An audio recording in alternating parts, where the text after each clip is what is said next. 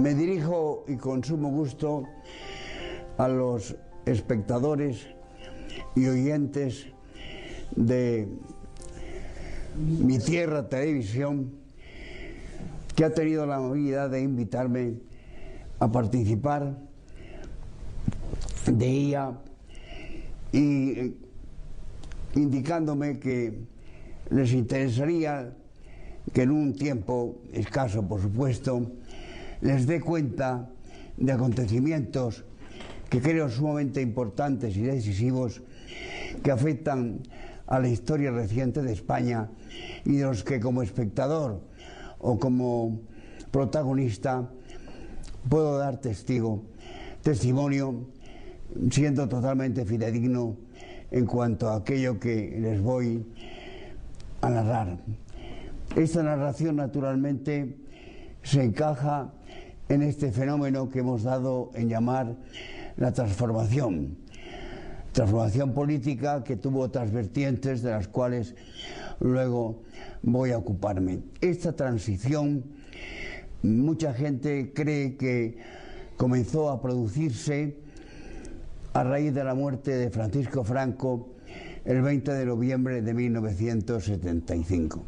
Yo la verdad es que no lo creo así. Esa transición comenzó a gestarse en unos años anteriores, años preparatorios, que se da por concluidos para poner en marcha la transición a que acabo de hacer referencia, cuando se produce el brutal asesinato del que fuera jefe del gobierno, almirante Carrero Blanco. Yo recuerdo muy vivamente, creo que con absoluta nitidez, la maravillosa homilía que don Marcelo González, cardenal y arzobispo de Toledo, pronunció cuando celebraba la misa por el eterno descanso del alma del caudillo en la Plaza de Oriente de Madrid.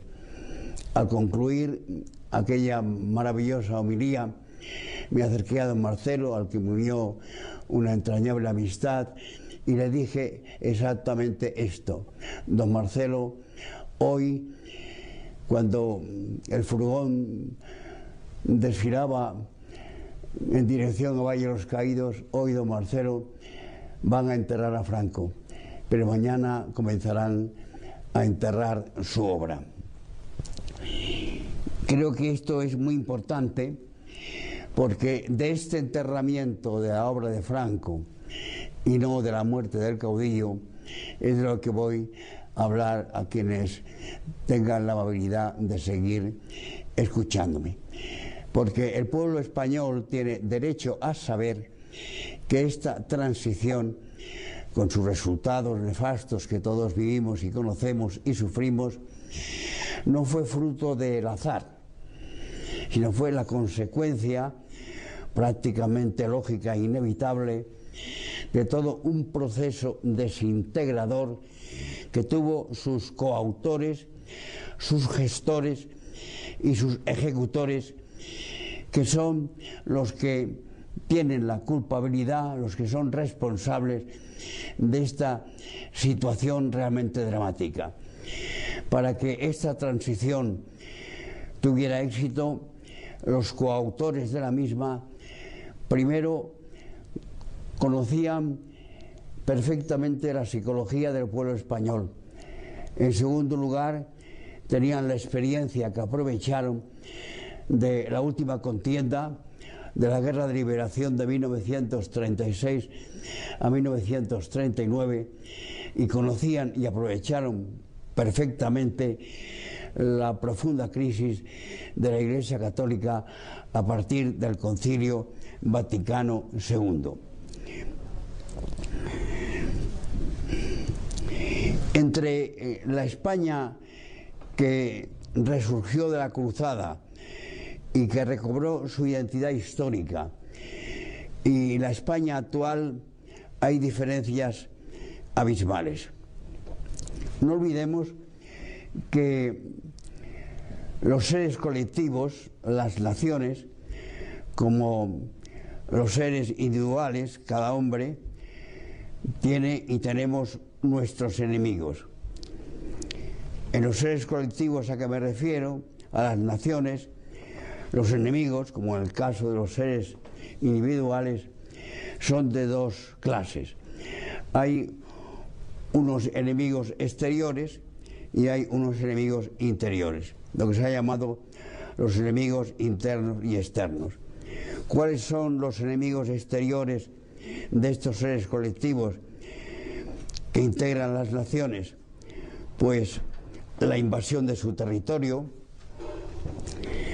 la destrucción de su patrimonio artístico, la destrucción de sus infraestructuras, base de su economía, y el asedio y el empobrecimiento de esas mismas economías nacionales.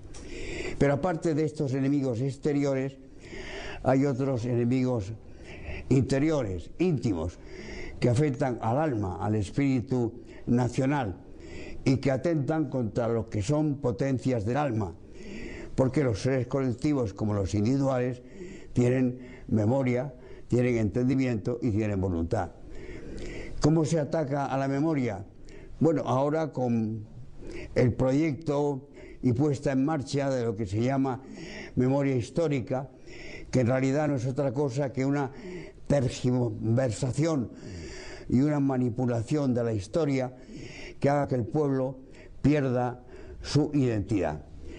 Atacan a la inteligencia, a la razón, confundiéndola con la reiteración permanente de la mentira, presentándola como una verdad indiscutible e irrevocable. Y atentan contra la voluntad colectiva, debilitando y corrompiendo con un sistema hedonista, de tal manera que el pueblo, adormecido y como hipnotizado, es incapaz de toda reacción frente al poder político. Bien, no quiero perder el hilo del asunto para decirles que este proceso de ataque a las potencias del alma colectiva de la nación española era lo que el plan perseguía. El plan perseguía inicialmente y en síntesis la inversión de la victoria. A la victoria había que arrancarle sus alas, y las alas simbólicamente significan y siguen significando la filosofía política de un régimen, es decir, lo que se trataba era de marginar, de hacer ineficaces los principios fundamentales del movimiento que dio origen a la cruzada y a un Estado nacional al servicio del bien común, para sustituirlo por un Estado con esa inversión de la victoria, inspirado y basado en una filosofía totalmente, diametralmente opuesta. Para eso hacía falta, para conseguir el éxito del propósito perseguido por la transición, era menester un entendimiento. Ese entendimiento debía producirse de una parte por lo que se llamó el franquismo reformista, que ya se encontraba en el poder, y por otra parte con la oposición al franquismo, tanto el franquismo del exilio como el franquismo que ya empezaba a gestarse en el interior de España, que tenía escasas posibilidades de éxito, pero al cual los reformistas del franquismo tendieron la mano para juntos cooperar y colaborar en el proyecto que la transición política perseguía. Se consiguió ese entendimiento entre franquistas de la Reforma y antifranquistas que querían la ruptura disfrazada de reforma. No solamente se consiguió ese entendimiento, consenso, sino que la iniciativa partió precisamente de los franquistas que querían la reforma. Un ejemplo clarísimo es el del señor Fraga. El señor Fraga Iribarne en el año 1973, en el mes de septiembre, dijo: yo soy un hombre completamente del sistema. Frase difícilmente conciliable con la que pronunció en 1977. Mi programa no tiene nada que ver con el franquismo. Nosotros somos liberales y conservadores. Naturalmente que esta iniciativa por parte de los franquistas partidarios de la Reforma no fue exclusivamente del señor Fraga Iribarne. Colaboraron con él otras muchas personas instaladas en el gobierno o en los organismos dependientes del gobierno, en la administración pública, en síntesis. No puedo citar todos los nombres, pero quiero fijarme en tres, porque estos tres ocuparon puestos muy importantes en el régimen del 18 de julio. En primer lugar, Adolfo Suárez, que no tuvo ningún inconveniente en pasar como ministro secretario general del movimiento a ser jefe del gobierno con el régimen monárquico instalado por la transición. El caso de León López Bravo, también ministro de Franco, que fue el presidente de la comisión elaboradora del proyecto de reforma política que se llevó a las Cortes franquistas y que fue defendido por otro ministro de Franco, ministro de Trabajo, el señor Fernando Suárez. Estos tres ministros de Franco, con Fraga también ministro de Franco, llevan a cabo o personifican o representan ese franquismo reformista. Hay que tener en cuenta que Manuel Fraga Iribarne, muerto Franco, formando parte del primer gobierno de la monarquía, el de Carlos Arias, tuvo una larga entrevista en una cena en casa del señor Boyer el 30 de abril de 1976, donde con Felipe González, que era uno de los que participaban en aquella cena, convino que el proyecto de transición tendría el apoyo socialista, e incluso el propio Fraga brindó a los postres porque, legalizado el Partido Socialista, pues llegase pronto al poder bajo la presidencia del propio Felipe González. Antes de la muerte de Franco, siendo el señor Fraga Iribarne embajador de España en Londres, tuvo también una larga conversación en la sede de la embajada con Enrique Tierno Galván. De esa conversación, en la que se llegó a la completa inteligencia y entendimiento, da cuenta un libro editado por la editorial El Burgo, que se llama Fraga, genio y figura. Esas conversaciones con Tierno Galván se prolongaron más tarde en Madrid, en el horno de Santa Teresa.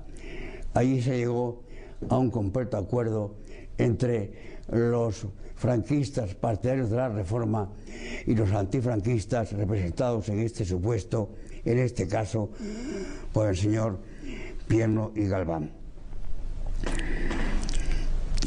Creo que nadie, como el que fue obispo de Cuenca, don José Guerra Campos, en su magnífica homilía del 19 de noviembre de 1977 en el Valle de los Caídos, cuando celebraba la misa por el eterno descanso de Francisco Franco, expuso con mayor claridad y mayor veracidad y una gran valentía cómo estaba la situación española en aquel momento. El doctor Guerra Campos hizo un análisis profundo de la situación. Creo que literalmente dijo, anotando aquí en la Basílica del Valle de los Caídos las presencias y las ausencias, y no olvidando la situación moral de España, que ya empezaba a corromperse.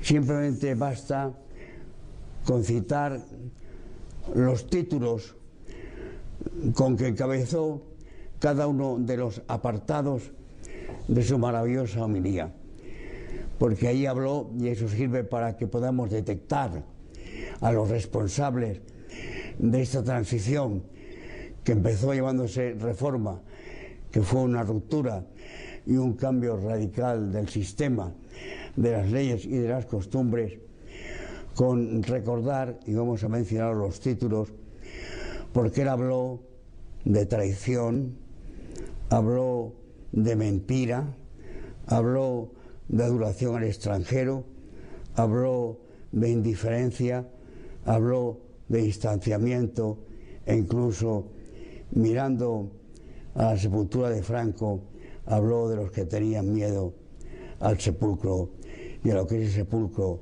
representaba.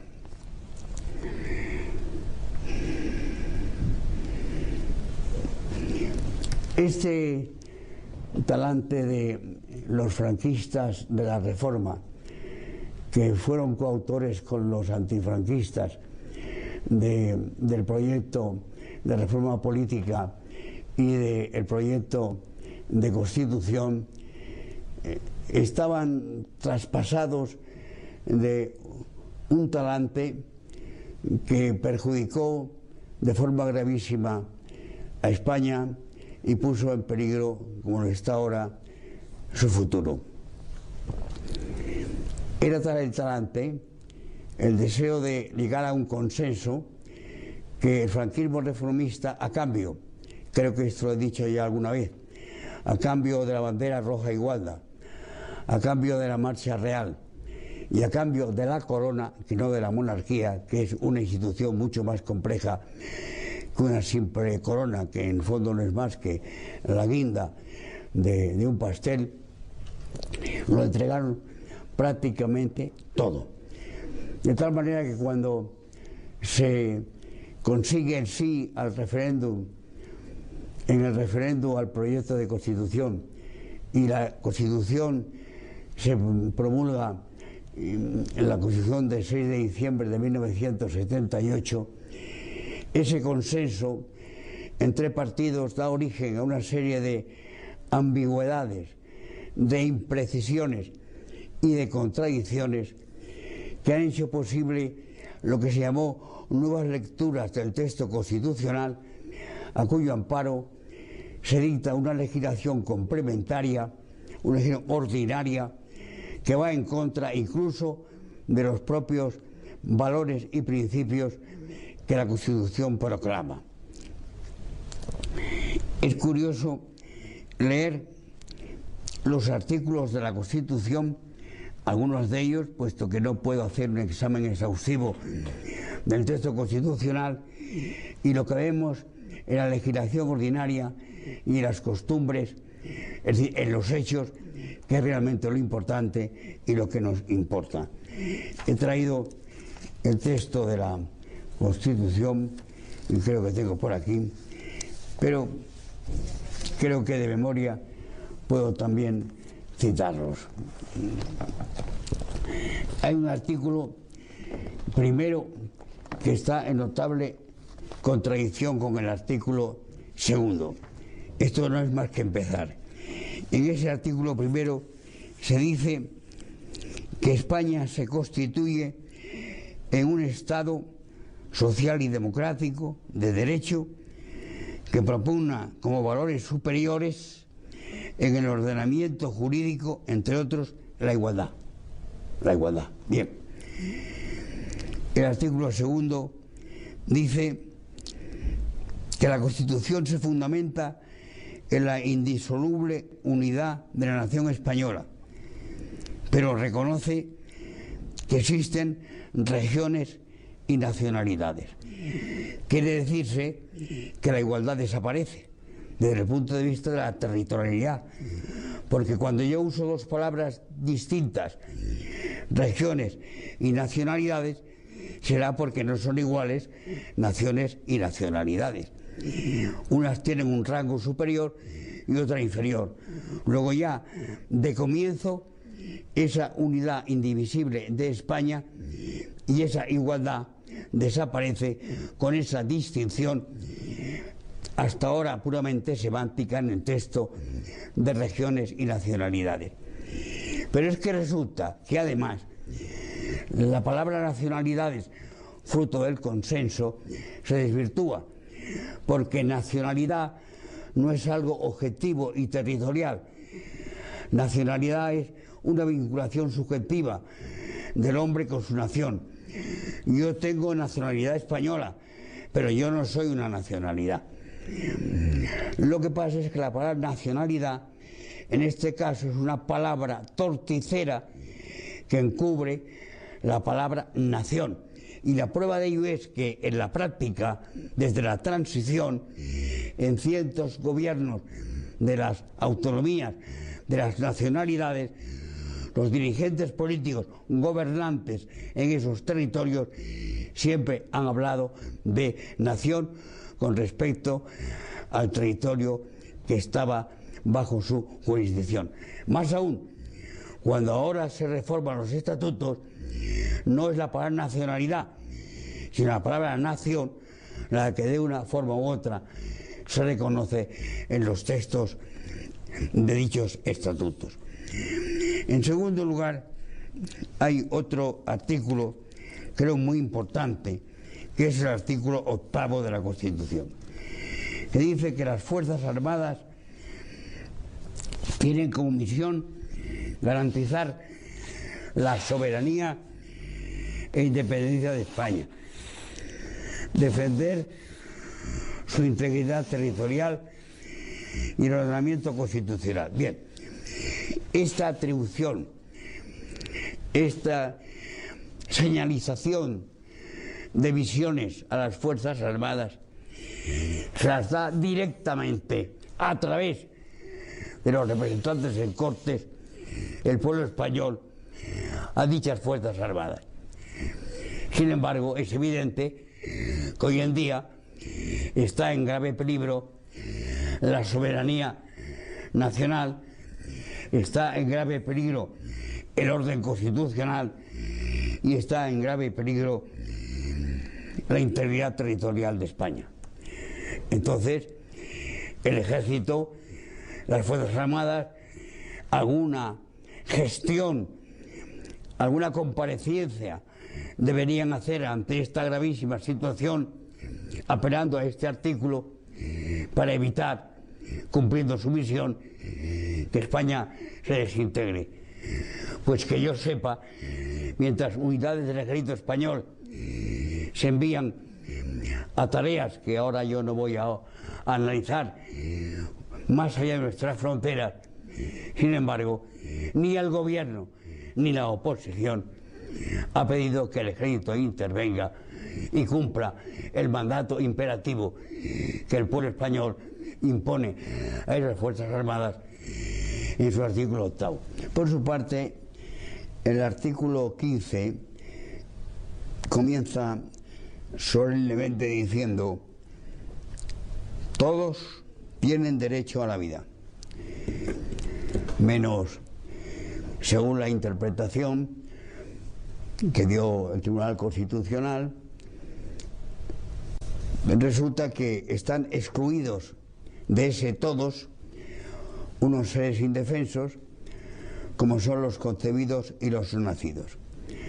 Estos, por lo visto, no están incluidos en el todos, y no solamente se ha desarrollado en la práctica esta exclusión del todos tienen derecho a la vida, que desgraciadamente para España hemos conseguido ser la primera potencia abortista, no sé si del mundo, pero sí al menos de Europa, y que España se haya convertido en lo que se viene llamando el turismo abortista. El artículo 16 dice que los poderes públicos tendrán en cuenta las creencias religiosas de la sociedad española. Bueno, tener en cuenta puede ser para destruir esas creencias religiosas o puede para respaldarlas, para respetarlas y para fomentarlas, teniendo en cuenta que en la palabra creencias se incluye también una moral que parte de la ley natural y que parte de la doctrina revelada. Pues bien, esas creencias y esa moral están sufriendo un ataque reiterado y permanente, no solo a través del ordenamiento jurídico, por ejemplo, cuando se legaliza el matrimonio de los homosexuales o se manipulan las células madres. Podemos poner cuando se rompe, por ejemplo, la indisolubilidad del matrimonio, que por derecho natural es indisoluble, aún no siendo matrimonio sacramental y matrimonio canónico. Y luego además con la utilización de unos medios omnipresentes, una tecnología moderna, eficacísima e influyente, pues se está descristianizando y corrompiendo al pueblo español. Las administraciones públicas subvencionan obras blasfemas y además una cantidad de medios a su alcance difunden una pornografía realmente soez que está quebrantando las buenas costumbres desde hace siglos de la sociedad y del pueblo español.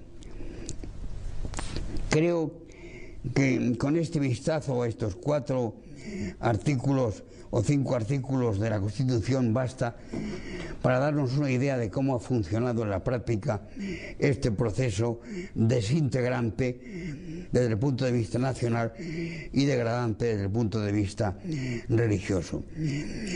Bien, pero para conseguirlo hacía falta algo muy importante. Es decir, en España, y esto está reconocido por el propio franquismo reformista, había lo que se llamaba una mayoría natural que se podía conocer con el nombre de franquismo sociológico. Entonces, la maniobra consistía en conseguir que esa inmensa mayoría sociológicamente franquista no se opusiese a ese proyecto de transición. Entonces había que recurrir a una fórmula y a un procedimiento. La fórmula era presentar la transición como una reforma perfectiva que se cristalizaba en una ley complementaria, una ley fundamental más de los principios fundamentales que no quedaban en absoluto afectados por la misma. Eran reformas de carácter accidental que exigía el cambio y la evolución de los tiempos y nada más. Y por otra parte, hacía falta la existencia de un partido político que yo llamo partido político disfraz o partido político alfombra, que lograse que el voto del franquismo sociológico, de forma inconsciente, sin saber lo que votaba, realmente votase antifranquismo y creación del régimen. A ello se debe la fundación de Alianza Popular, de los 7 fundadores y dirigentes del partido, del nuevo partido disfraz, partido alfombra, 6 habían sido ministros de Franco. Creo que con este título, ministro de Franco, el partido ya ejercía cierta imantación, cierta atracción para que el voto franquista, sociológicamente hablando, apoyase sin saberlo el antifranquismo que en el fondo patrocinaba el partido de Fraga, que ya no era hombre del sistema de Franco, sino que era centro derecha y liberal conservador. Hay 3 indicadores importantes que detectan y ponen de manifiesto todo el contenido perverso, desintegrador y degradante que la transición llevaba consigo. Primero, la formación de estos partidos se une a Alianza Popular, la Unión de Centro Democrático, que se titulan de inspiración cristiana, entonces, liberal conservadores, de centro derecha, pero que después hacen una política de izquierdas, política que en el orden moral supera al propio programa de las izquierdas.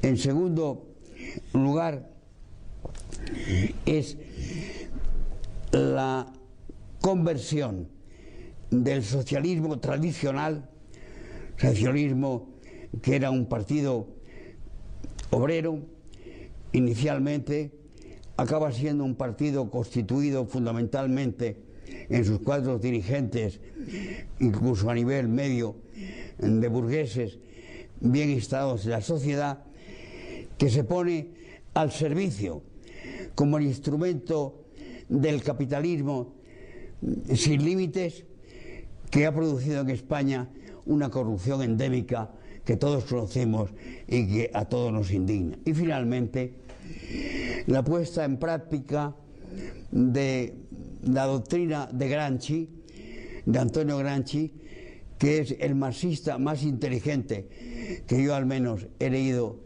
y he conocido, para el cual la meta es la misma, es la dictadura del proletariado, pero el método no es el que preconizaba Marx.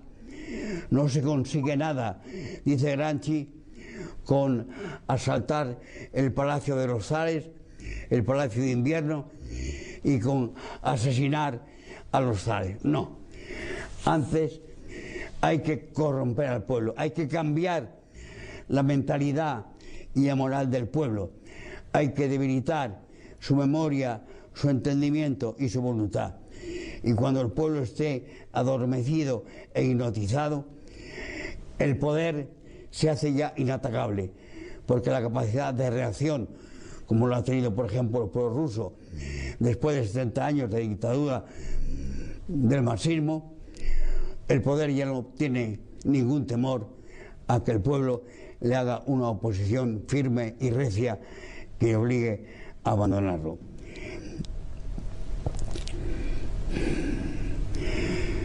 Las encuestas que conocemos, más o menos fidedignas y exactas, ponen de relieve y manifiestan cuáles son los problemas que más preocupan a los españoles, y yo no puedo naturalmente ahora preocuparme y analizarlos todos, pero voy a fijar mi atención de una manera breve en los que considero fundamentales. El terrorismo. La primera pregunta que hay que hacerse ante el fenómeno terrorista que tanto nos duele y nos hace sufrir es: ¿de dónde deriva? El terrorismo deriva del nacionalismo. El terrorista quiere los mismos fines que quiere el nacionalismo, utilizando procedimientos de una violencia realmente cruel. La pregunta que tenemos que hacernos es una pregunta de índole moral, que dice lo siguiente: ¿es lícito el nacionalismo y es lícito para conseguir la independencia acudir a métodos terroristas? Esa pregunta de carácter moral en el marco de España definida como nación se responde así: el nacionalismo es ilícito, y es ilícito para conseguirlo usar o no usar el terrorismo. Por eso es una enorme aberración constitucional de la transición y del régimen legalizar partidos nacionalistas de los que deriva el terrorismo, y no solamente legalizarlos, sino incluso entregarles el poder y el gobierno en monopolio o en parte en aquellos territorios en los cuales ese poder se ejerce. Mientras no se tenga una idea clara y se diga que la independencia puede defenderse en el marco de la Constitución, cuando la Constitución habla de que la unidad de España es indivisible, es una contradicción inmensa que no hay posibilidad de entenderla por una persona medianamente razonable. Otro problema que nos aterra es el problema de la delincuencia, creciente por días. Las noticias que recibimos en el 90% son de actos delictivos de toda clase. Antes, en el régimen anterior, las cárceles estaban vacías, hoy están repletas y son insuficientes. ¿Y cómo quiere remediarse el problema de esta delincuencia creciente? Aumentando la policía. Pero qué tremendo error. Mire, cuando un edificio está a punto de desplomarse, se le apuntala, pero el edificio apuntalado sigue siendo inhabitable. Cuando lo que hay que hacer en una política urbanística seria es conseguir que los cimientos no se quebranten, y si se quebrantan por casualidad, inyectarles nuevo cemento, hacer que se refuerce la estructura. Es decir, hablando ya de una sociedad, no consiste en aumentar la policía para que haya menos delincuencia, sino en fomentar la policía moral, individual, personal, la que cada individuo ejerce sobre sí mismo, al amparo e iluminada por una conciencia bien formada.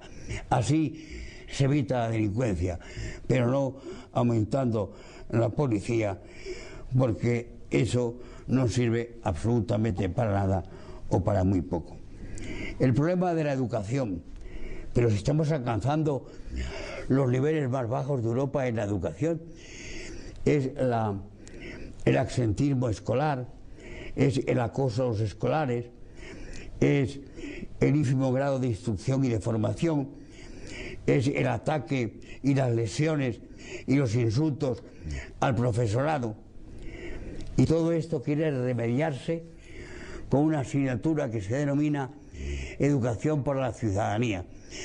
Basta leer su contenido para ver que esta asignatura irá haciendo que el bajo nivel cultural de nuestra juventud y nuestra niñez, juventud del futuro, alcance los escalones más bajos de Europa. Problema de la emigración. Pero una cosa que no se dice y hay que decirla es que hay que distinguir entre emigración e invasión. La emigración de estos dos últimos siglos ha sido francamente buena para el país de origen y para el país de recibo o de acogida.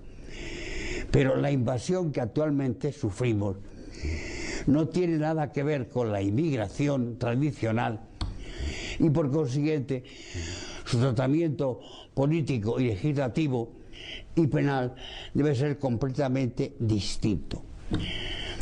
Lo que la gente o los cuadros dirigentes del país no se preguntan es por qué se ha producido este fenómeno.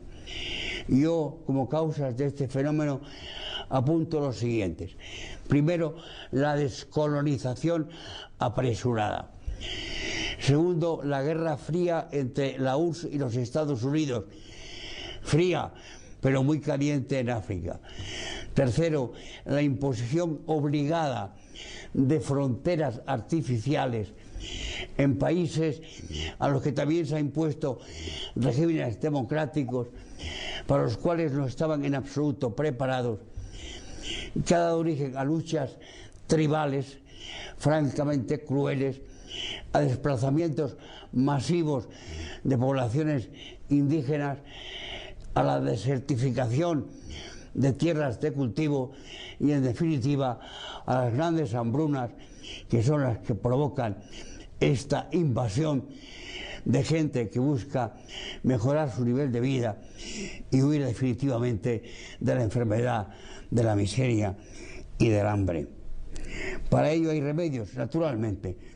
Todo el dinero que se está invirtiendo en acoger y en atender y en educar y en dar asistencia sanitaria a estos inmigrantes invasores se podría emplear con eficacia y vigilancia en crear riqueza en los países de origen, evitando así el creciente desempleo.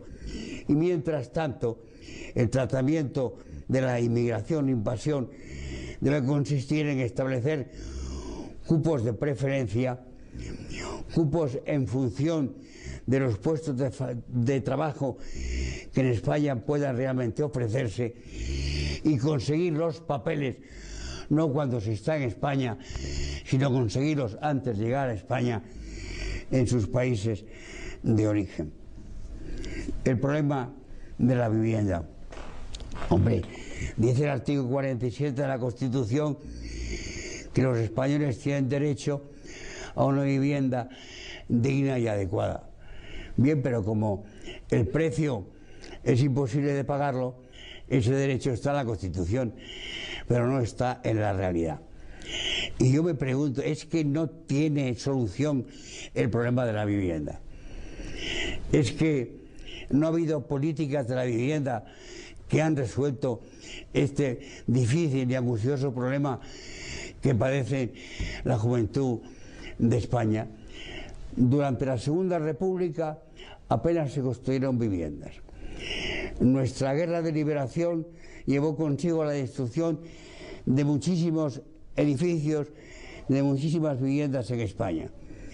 Cuando terminó la guerra, yo aún recuerdo los infinitos anuncios por palabras que decían: se alquila habitación con derecho a cocina.